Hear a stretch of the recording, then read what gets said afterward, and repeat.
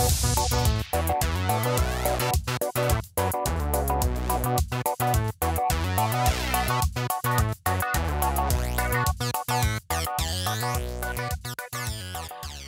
everybody, and welcome to our first podcast of The Fan Voice. And I'm Paul Ling. I'm Andrew Allender. And welcome, everyone. First off, since this is our first podcast, we're going to just talk a little about who we are and what our mission is here on The Fan Voice. So, just an overview of the things we're going to cover is basically long discussions over tons of different pop cultures such as anime, movies, music, video games, and television. Yep. Pretty much anything that we think is important in pop culture right now. Yeah. We're going to go over it. So. And important to us. Exactly. Of course. Of course. Yes. Because we're the only people that matter, right, Paul? Yes. Yes. Absolutely. Yes. But actually, to balance out our own opinions, we're going to do something a little more different from most people's podcasts or article websites. And we're really going to emphasize fan feedback, which is it could be comments on our YouTube videos or to our articles or messages to our email about specific subjects we're covering at the time. So basically how that's going to work is we're going to review a movie or discuss a certain topic, and then we'll give it some time for everyone to give good, strong feedback. And once we have a good collection of opinions that are really strong, that add on to our own or contrast, we encourage everything. What we're going to do is make an entirely new podcast shouting out to specifically those people who give out the strongest opinions to us. Basically, we want you guys to join in on the conversation. Yes. And that's really kind of what we're going for. So, Twitter, email, YouTube comments, like Paul said. Yeah, is exactly. Really important. And at the end of the podcast, we'll go over the specifics of all our locations. And how to reach us. Yes. We're quite excited. So today we are going to review Hayao Miyazaki's latest and final work, The Wind Rises. Yes, we are. Andrew, do you want to just go over the overview of the story? Yeah, sure. So The Wind Rises is a little bit different from Miyazaki's other work. It's actually kind of a biopic piece on Jiro Horikoshi, is that correct? Yes. Who is the designer of the Zero plane from World War II. So it's a little bit different than most of his other works because it's really just about the daily life of an interesting person. A little bit different than things like Spirited Away and Princess Mononoke, which have these really big, fantastical elements to them. Yes, super fantasy. Yeah, super fantasy. Because The Wind Rises doesn't really have a lot of that. Although the dream sequences are definitely a return to form for him. Yeah, absolutely. I would say setting itself is incredibly normal. Yeah. But he still manages to make that absolutely whimsical. Mm-hmm. Exactly. Yeah. And even from this work, you can see Hayao Miyazaki is the master of whimsy. Yeah, definitely. Yeah. That's a really good way to put it, actually. Yeah. So anyway, it focuses on his whole life from when he's a child, when he's first visited in the dream by Caproni, who tells him he needs to become a great airplane designer, and then all the way up through the end of his life and his marriage and everything. And really it turns into a love story sort of near the end. That absolutely. I think just impacted him more than anything else. You know, he was so focused on his work, but he really loved this woman. And absolutely. But at the same time, he fought through his work so much. And absolutely you could see that Jiro is completely passionate about planes almost as much as Naoko, the woman he loves and ends up marrying. And at the end, he creates a revolutionary plane that can finally fly and is both, like, what is it? positive in offense and defense. Yeah, Okay. yeah, and well, it's actually equal parts horrifying and equal parts beautiful. Really. Yeah, yeah. And that's I think it's a nice. It's actually kind of a nice allegory to Naoko herself too, because if you think about it, he lives in that. He lives in Right. kind of equal parts horrifying and beautiful. He loves to make these planes that, you know, he would love to just make planes. But Right. like Caproni tells him early on, you can't do that because nobody's interested in a giant airliner that can take his whole Italian family. And True, you know? absolutely. And I'm really happy you brought up the point of his work in the planes kind of reflecting his relationship with Naoko. Because as you said before, building the planes, there are both beautiful and horrifying elements. Yeah. For his relationship with Naoko, I wouldn't call it horrifying, but definitely traumatic incidents. Yeah, definitely. Because Naoko is dealing with a fatal sickness throughout a majority of the movie, and as Jiro is trying to engineer these planes with many earlier models constantly crashing and being destroyed, we see him also spending very passionate points in the story with Naoko. Yeah. And then in another instant, she's falling down, dying. Yep. Multiple periods. It's incredibly well done, and I think that's, you know, it kind of like that's kind of the point of the story. I think is his relationship between his work and the woman that he loves, who he ultimately loses at the end. Yeah, and that's really the whole point of the story, and that's, in my opinion, that was the best. So as far as, you know, immediate thoughts after the movie finished, I thought very first thing that was different, not only to just Miyazaki himself, but to movies in general, because I hadn't seen something that, you know, there's not a lot of movies that shows him doing everything from the very beginning. You know, he's, as a child, he's going to college, he's living through the earthquake, he does all that stuff. It's usually, and maybe that's just American filmmaking, I don't really know, but usually they pick one part. So in this case, really should have picked the one part where he's building the plane, the Zero specifically, because that's what he's known for. Right. But really, he does everything, including going to Germany, seeing the metal planes from the German army, and I don't know. It was interesting. It was like a snapshot of somebody's life, and it was very, very interesting. Yeah, absolutely. It was so far from just being about the peak or overcoming the milestone. Yes. It's about this man's entire journey and the beauty and adventure and even horror that he experienced through the whole thing. Yeah. So that was very interesting, but the other thing that I had a thought of is it's very different. It was also, and I don't want to use the word slow, because I actually like slow or more deliberate movies. Yeah. But this one, it wasn't in a hurry. It wasn't in a hurry. Yeah. And at some parts I was like, that's really good. I'm glad you took your time with that. At other parts I was like, we just probably could have cut off about 15 seconds in that last scene.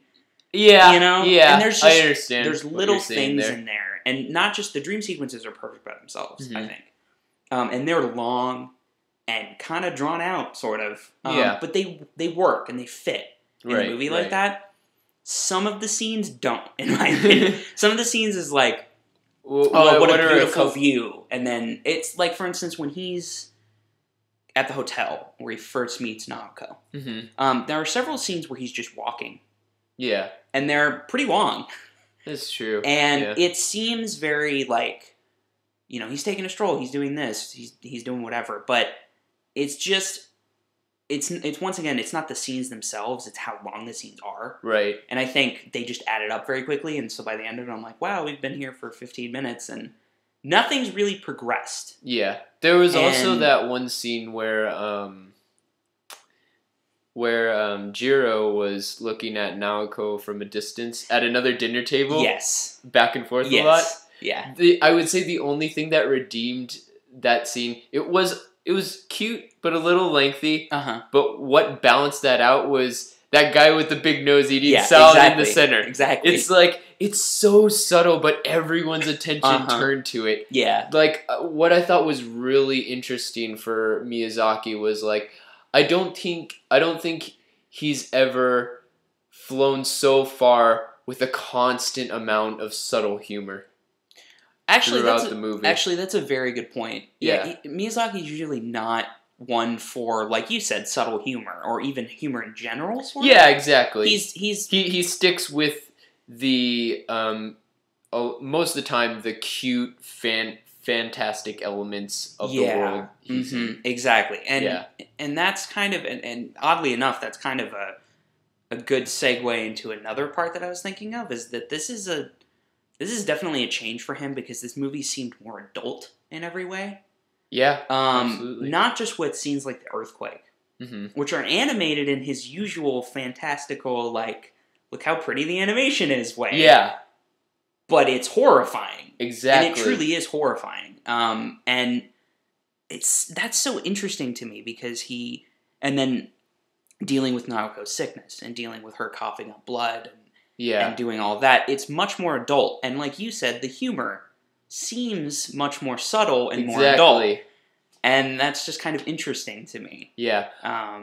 Going back to that earthquake sequence, one thing I really wanted to point out, one of my favorite elements of the movie was instead of like real sound effects, he did like sounds of like a few people like making the noise. Okay, so I was going to say that because Yeah. In the middle of the movie, my friend turns to me and goes, "Is somebody making the plane sound?" Yeah, And I was exactly. like, I think they might be. That was probably one of the funniest ones when they start the propeller and you just hear a guy go.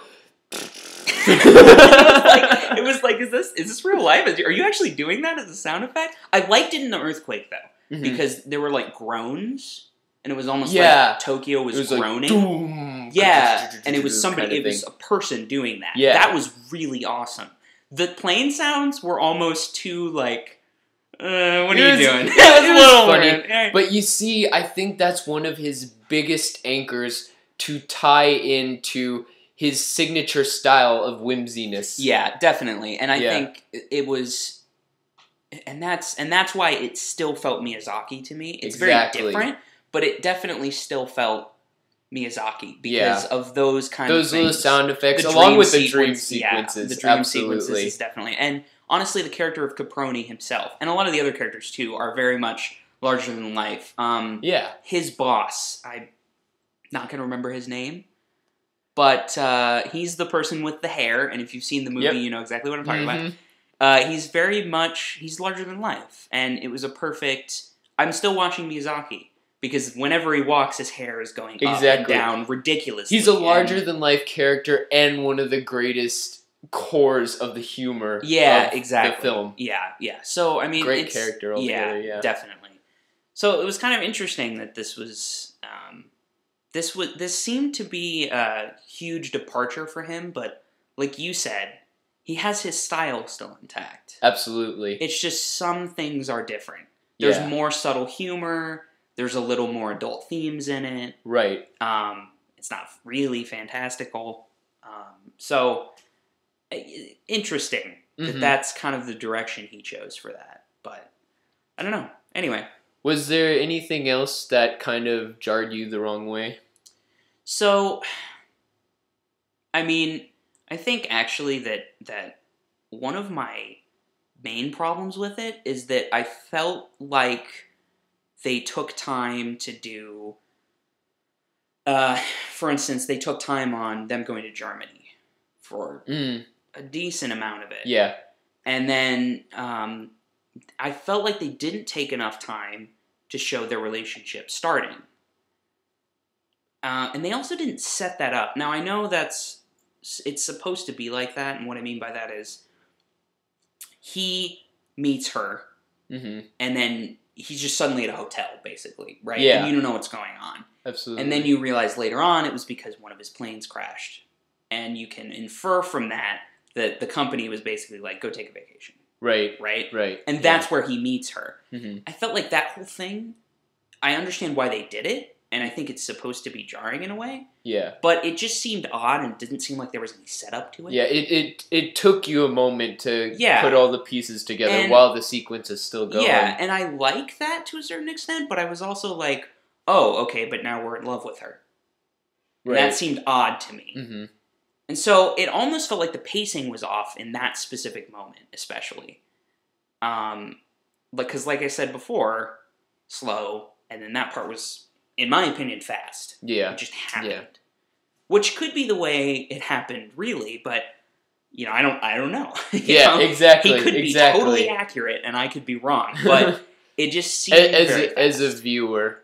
Maybe it could have been presented in a different way. I think so. I don't know. What about you? I'm actually curious. I really don't have too much to complain about this movie, but I would say one thing that kind of sat with me not too well was something about Naoko, Jiro's love interest. As a symbol, she represented a lot, which was great. Mm-hmm. But as a character herself, she didn't seem to have too much ambition in anything except loving Jiro, I guess. Mm-hmm. I can kind of see that. Yeah, and I guess it wouldn't be as jarring for me if Jiro himself wasn't this so passionate, incredible character. Yeah. I would have liked to have seen Naoko have some passion herself in something. And I see where you're coming from. Yeah. But I think it's kind of interesting that, like you said, Jiro has so much passion for it, but on the whole, he's a very reserved person.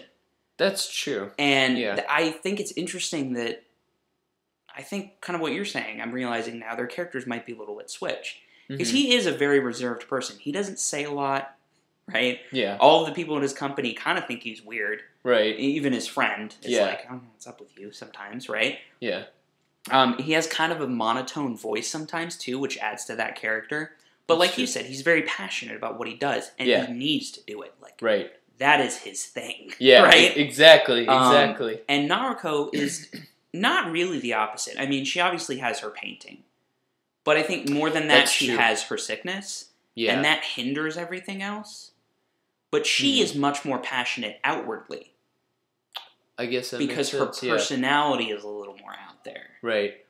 And that's kind of interesting that you say that, actually. I mean, for me, I guess it didn't really bother you all that much, I'm guessing. But, I mean, I noticed it a little bit, actually, especially when she's talking, she finally leaves to go live with him. Yeah.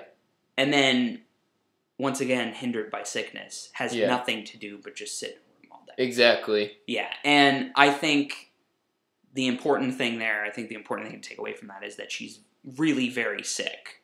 Yeah. But like you said, there's nothing else there. She has no direction, and I think the scene that hit hardest for me was of their contrast in situation, maybe, is when she's just laying next to him holding his hand while he's working vigorously on a plane design.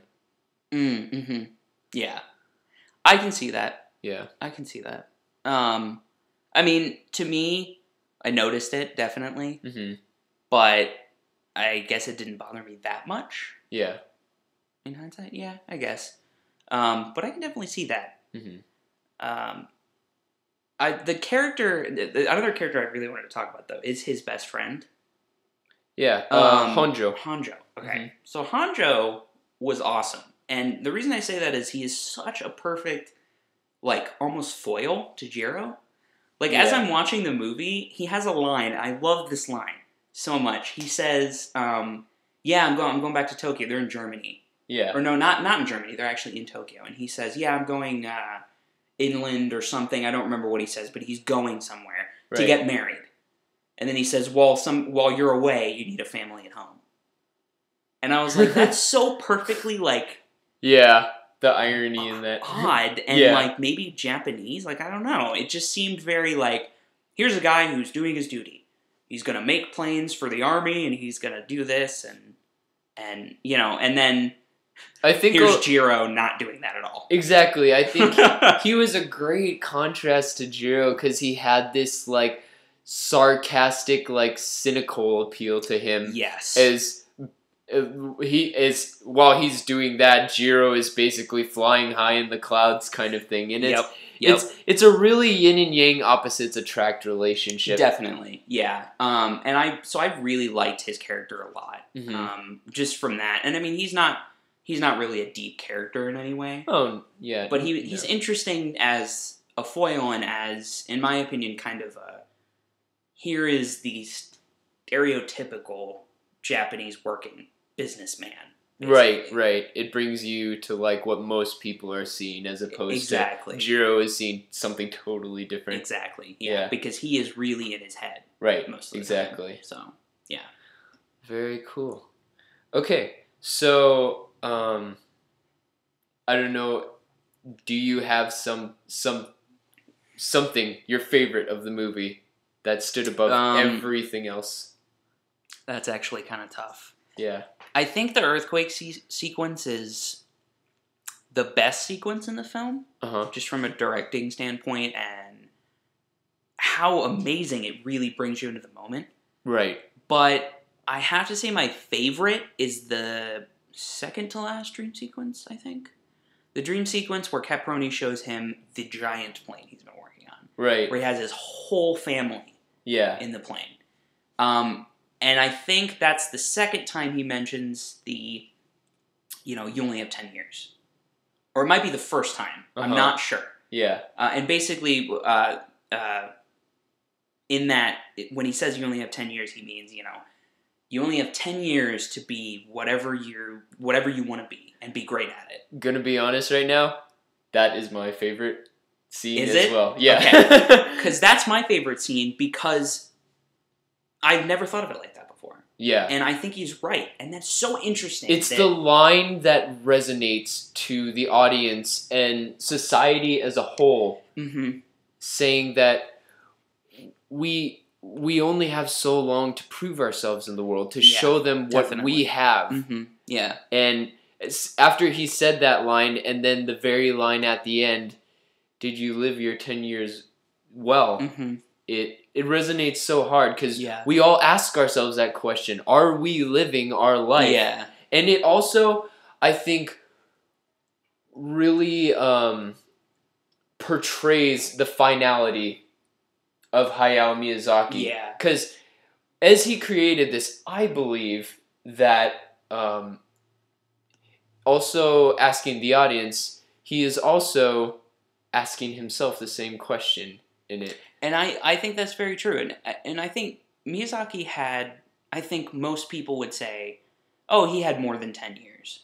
Maybe he didn't, though. I mean, Princess Mononoke and Spirited Away are, I think, more than 10 years apart. And don't quote me on that. I don't know if I'm right. But it seems like he had more than 10 years. But he's almost saying, listen, I'm done. This is past my 10 years. Right. And I think... So, like what you're saying, I think, there it is. You have 10 years. And I just like that a lot, especially coming from Caproni, who is successful. He knows what he's doing. Right. He knows what he's talking about. Right. He's the one who says, you have 10 years. Yeah. My 10 years was up. How'd you live yours? Exactly. And that's, I don't know. So I definitely think that was my favorite scene. And Absolutely. I think that's the same scene, isn't it? With the... Well, it's he first says it, and then at the very end of the movie, he says, "Did you live your 10 years well?" Yeah. And actually, I think the end of the movie might be second favorite scene. Absolutely, yeah. Because, and honestly, it's not just because of the dialogue between the two of them, but which is awesome in my opinion to begin with. It's the fact that to get to him, he has to walk through a graveyard of, essentially, broken dreams. Things he didn't get to. Right. Yeah. And then the zeros, which he did get to, but will never come back. Right. That line where he says, I believe he says something along the lines of, there they go. Caproni says, there they go, and it's the fleet of zeros. Yeah. And he goes, yep, and none of them will ever return. it's just a little drop. And that's what I liked about Miyazaki's. I feel like this isn't really a war film, but the thing that bothers me about a lot of American war films is that they're very upfront about it. And they're constantly talking about atrocity. Yeah. And things like that. And this one was just, here was a guy who lived his life and wanted to make airplanes. He was obsessed and passionate about making an airplane. And he did. Right. And it was, and it went on and cost millions of lives. And he knows it. And probably, in fact, we pretty much know at the end that he does feel bad about it. Yeah. Because that's the line where he says, yep, and none of them will ever come home again. They'll all be gone. I like that. It was a lot more subtle. And it was just a little bit of a drop to give you what Jiro thinks about what his planes went and did. It stirs you up so hard because you're constantly transitioning between whimsy, love, and tragedy. Mm-hmm. It's just a lot to take in. Yeah, it really is. It's incredible. And the other reason I like that end scene so much is he's so reserved and monotone through the whole movie. Yeah. And then, of course, at the very end, he breaks down, saying thank you to Naoko. Right, who we never got to see. Yeah. Right, at the end, at least. So, I don't know. The ending was definitely one of my favorite parts. And once again, it was those dream sequences that I think really, really pulled me in. Yeah. So. And in the ending, everything so much resonated with finality. Of Definitely. Miyazaki, of career, of love, everything. Mm-hmm. It's like, we gotta live. Yeah, basically, you gotta live that 10 years. You Yeah. really do have to live that 10 years. And I think it's a great message for all of us because I think he did a really good job of making us miss him. kind of thing. Yeah. That final part, it's like, Miyazaki's done. He's moving on to that field of dreams kind of thing. Yeah, and I think this movie also does a really good job of making you think about what would happen if he continued to do something different. Oh, absolutely. If he continued to do maybe a little bit more adult stuff, what would happen? And that's so hard to think about. And I don't even want to think about it because I think it would be really amazing.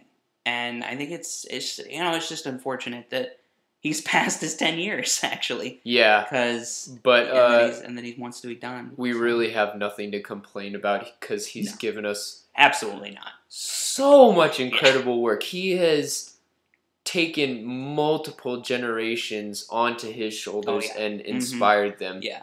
He gave us his everything and all, and I think that's what we have to live by. Mm-hmm. Absolutely. Yeah, absolutely. Okay. So I think this might be my favorite Miyazaki film. Really? Of all time. Okay, that's interesting. Just for that last sequence, because it touched my heart a lot more and gave me more to think about than a lot of other Miyazaki films. Okay. I would say, because as we've addressed before, it touches a lot more on the whimsical side of things and like more of an adventure. Like for Spirited Away, as an example, it's a girl trying to save her parents, basically. And it's a little more simple, but it's an incredibly complex world visually. Yeah. Kind of thing. No, and that's very true. I know what you're saying. That I think you like the kind of like the snapshot of his life and the fact that it like you said had a lot more to say at the very end. And it's something we can relate and resonate to. Yeah, to live by better. It's right. So it's much more. It's definitely a human story in every sense. Yes, and I think that's what you're saying. Yeah. It's not really a problem, but I guess my point would be the reason that I like other stuff is that it's not so on the nose about humanity specifically or like a human story specifically. Yeah. That's why I like things like Princess Mononoke, which takes a while to get going, and then you realize it really is about humanity, and it's about kind of nature versus technology. Absolutely. And I liked that a lot. But I understand what you're saying, that Mm-hmm. The Wind Rises had a moment at the end that brought everything together and then just dropped it and left and made you think about it. Yeah. Whereas Princess Mononoke wraps it and you're thinking. But the message is there, right there for you. Yeah. So, Absolutely. I mean, because The Wind Rises, I mean, it brings up the message of, these atrocities that he's doing or whatever, but it's really at the very end that you're kind of along for the ride and you're seeing this guy's life, and then at the very end, it leaves you to think about it. Right. So I understand what you're saying, Mhm. but for me, I think that's a good thing, but I felt like if that was more interspersed in the rest of the movie, especially the stuff with Caproni. Mhm. Yes, there were a lot of dream sequences. Honestly, if the whole movie was a dream sequence, I'd be on board. I'd be like, Yeah, yes! absolutely. And them just talking about life, that'd be really interesting. But, I mean, for me, I still think Princess Mononoke is my favorite. Okay. Yeah. From that perspective, I like the way he handles those themes better than what he handles in The Wind Rises. Because Okay. in The Wind Rises, I feel like what you like, it's almost like what I don't like, I guess. That you're just seeing a snapshot of this guy's life, and then the ending Mhm. is so good, because I felt like if that was interspersed within the rest, Right. you'd see more of that in the rest of the movie. But I totally understand what you mean. Yeah, and you know me, I can't get enough of the down-to-earth, Yeah. realistic stuff. Totally, and Yeah. I totally get that. So, I think that's probably where we differ. But yeah, I definitely understand how you like the presentation of the message in Princess Mononoke Yeah. first. It's a much, much more beautiful, visually intoxicating environment Definitely. that like awes us and thrills us at the Mhm. same time. Yeah, definitely. So, I would say, though, that The Wind Rises is high up there. Yeah, absolutely. And I really think that, I mean, I've seen most of Miyazaki. Howl's Moving Castle is one that I think gets a lot of hype, and I think because of that it's overhyped. I personally, that's a little lower on my list. Yeah, see, and I agree. And I actually, after watching it, I was like, where would this go on a list Yeah. of Miyazaki movies? Mm-hmm. Thinking like Princess Mononoke, probably Spirited Away is underneath that. Right. And then I'm thinking, out of everything else, Wind Rises might be high up there, like Yeah. possibly even third. Mm-hmm. But I don't know. It's kind of like, I Yeah, don't know. yeah. It's tough Yeah, to make that concrete. it really is. You got to And- do a lot of analysis. Exactly. But the thing I was thinking of is, I think I liked this more than Howl's Moving Castle, which Yeah. I never thought I would really say. Mm-hmm. But I really, like you said, I liked the dream sequences. I really liked the ending. The earthquake scene was amazing.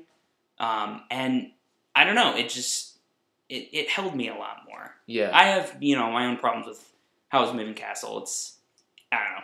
There's problems with that movie, we in my could talk opinion. about. We some could probably stuff. talk Yeah. about that one, Yeah. but we won't right now.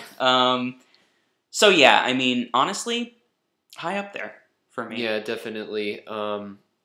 In summary, what attracted me the most, top notch, of course, was the ending message to live to your fullest. Yeah. I absolutely loved that. But also, I really love when there are productions of contrasting emotions. Mm-hmm. So I really loved the destruction pieces, like the earthquake, and then they did the sound for it with a bunch of people making the noises. Mm-hmm. So it's like whimsy and dreaming just floating alongside chaos and destruction. Exactly. Yeah, I'm really attracted to those contrasting elements all in one. Yeah. No, and I think that's a really good point. I think there's a lot of contrasting themes, like you said. Actually, another good example of that is at the hotel. When you do find out why he's at the hotel. Right. Right? Because he sees Naoko and then suddenly it's because his plane crashed. Yeah. And that's why he's there. Yeah. So that's another good example of a more direct contrast. Definitely. And it moves the plot forward. So. Yeah. Yeah. Which is always good. Yeah. I'm glad I'm not watching That's him. necessary for most movies. Usually. Good movies. Good movies. At Most least, good movies. I was just glad that I wasn't watching him walk around more. 'Cause that got a little old. But So, All right. yeah, I think we covered a lot of good ground. Yeah, with, we did. Howl's Moving, not Howl's Moving Castle. With with Howl's Moving Castle. No. The Wind Rises. Yeah. So A yeah. plus. Well, maybe not A plus. Maybe like B plus A minus. Yeah. I don't know if I want to give that grade. I'd give it an A. I'd give it an A. All right. I'm optimistic about it. I'd give it like an 8 or a 9 out of 10. Okay. Maybe a 9. Yeah. If I'm like, I don't know. I might give it a 9 if I saw it again. Right. You know? Yeah. But so, do you think this wraps up this episode? I think it does. All right, that excellent. wraps up The Wind Rises. So yeah, I hope you guys enjoyed that. And now we're going to talk about where you can find us on the various places of the internet. On the internet. It's a few different places. Yeah. So, what do we got? We got Facebook / the Fan Voice Podcast. Mm-hmm. We have YouTube / the Fan Voice Podcast, and the Twitter. Oh, the Twitter account is at Fan Voice Podcast. Yeah. So you can go follow us there, hang out with us, talk with us, and if you want to use the hashtag, we know that Google started using hashtags, but nobody really uses hashtags on Google, so I wouldn't worry about that. Yeah. But if you want to use the hashtag on Twitter, just use hashtag FanVoicePodcast. Yeah. If you guys want to tweet us or whatever. Absolutely. We'll respond. Yeah. And once again, the Fan Voice is not about just our voice, but your voice as well. We are fans. You are fans. Yes. So we're on equal everybody's planes voice. here. And we want you to comment, message, whatever you need to do to get a hold of us. Oh, our email. Yes. Our email. So if you want to do a very in-depth opinion or want to have a whole outline of stuff that maybe we didn't cover and you'd like to bring to the attention of the fan audience, probably our email would be best, which is fan@thefanvoice.com. So what we're going to do is basically, if we get enough pull from the fans, we are going to set aside an entire podcast about the fans' opinions of the subjects we covered. So for example, our Wind Rises review, if we get enough of fans' opinions, we'll string them together and call out the people, of course, say this is to this guy, on Twitter, whoever, Yep. and say absolutely. thank you so much for the opinions. This is what they said about that, and you'll get a full view of everyone's perspective. And I think that's one of the greatest goals we're trying to reach here. So we're looking forward to that. Oh, of course, definitely respectful opinions. We're fine with contrasting, but it's like we don't want something that says, I don't agree with this because this character's stupid, kind of thing. Well, we'll respond to things if they are respectful. Exactly. Which is, I think, a general internet rule. So if you're intelligent and you're listening right now, you'll probably already understand that. Which we believe every single one of you are. Exactly. You guys are great. Thank you for listening, and we'll see you again. Yeah, see you guys next time. Tune in next time as we discuss who is going to be the next Hayao Miyazaki.